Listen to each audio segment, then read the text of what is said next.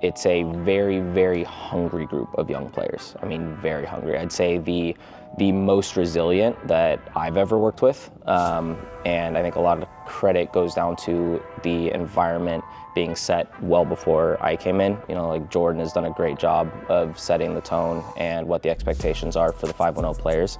And I do believe that we have 3 of the best consistent reserve team people in the country, with David Cordova, Sergio, and Amy. Amy's brilliant as well. You know, her ability to keep players healthy and tell us as a staff, like, hey, this player needs a day off today, whereas maybe one of us would have been like, oh, we can push him. And if we pushed them on that day, then they're out for 2 weeks. When you've got 2 competitions, you're talking about 3 games within 7 or 8 days. That changes how you train, for sure. The really challenging part is managing the rosters and kind of prioritizing which players should be playing in which games are going to provide a certain level of resistance and challenge for certain players based on what we know that opposition is going to provide. I think the biggest challenge was when we ended up in the playoff stretch for UPSL, and we're still in USL 2, and there was one day in particular we had USL playoff game and we had a USL 2 game on the same day, and we just kind of had to split squads, which was tough. So it was good though, because all the players got to play and they all had to play in important games. So that was actually, I think, one of the more, while it was disappointing that we got knocked out of the playoffs in UPSL, it was one of the more beneficial days as a singular day in terms of their development for the season, because every player that we had in the squad had an important role to play. Those trips are, you know, exactly what they're going to see if/hopefully when they get into the professional environment full time. And obviously a few of them have traveled with the first team, so they had some of those expectations already ingrained, which was very beneficial, right? So when you have players that are teenagers, but they've already traveled with the professional team once or twice, and now they're going on a trip like this, they're already adapted a little bit. And so their professionalism is already there. It's obviously not perfect, but they know how to conduct themselves. They know when we stop to get food, what to eat, what to buy for themselves, what to drink, how to sleep, right? How to take care of their bodies, when to get treatment, what type of treatment they need to get.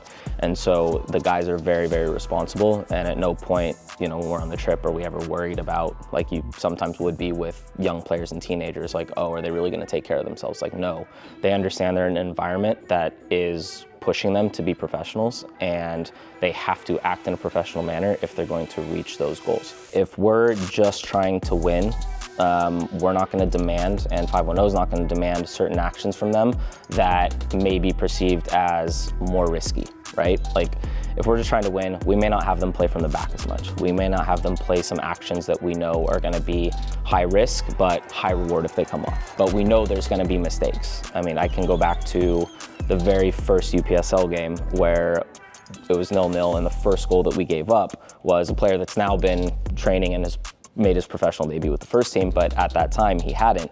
And there was a pass that was made to him through the central channel, and he stood still. He didn't go to it.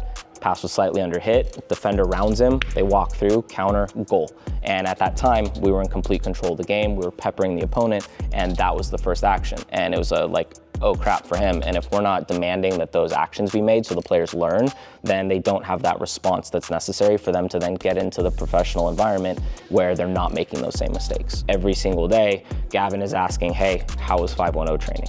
And this is every single day. It's not like once a week. He wants to know every single day which players are doing well, which ones deserve the opportunity to be in first team training, which ones are performing, which ones aren't performing, who maybe needs a 2-week break because they're struggling a little bit, who should be brought in for a couple weeks. And so being able to have those conversations on a daily basis is obviously very useful because the communication is streamlined. Even if it's not directly training, them being in the same facility and operational overlap as the first team guys pretty much on a daily basis is huge. A really important factor of the 510 group is every single day they have to walk past the first team pitch to get to theirs. It's like a reminder, you're not here yet, you're in the backfield, and you have to put in that work to get to here.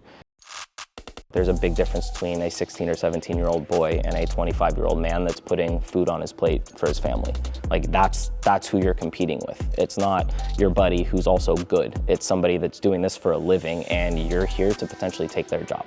And that's something that young players, when they understand that and they say like, hey, that's what I'm up against, they either rise to it or they kind of maintain their level. And so I think you've got a group here that understands what's at stake, and you have a lot of players that have been handpicked through the previous recruitment strategies and current ones, that there's a judgment that's taken place like, hey, this player has the mentality that we hopefully will see come out and will lead them to becoming a pro between the ages of 17 and 21.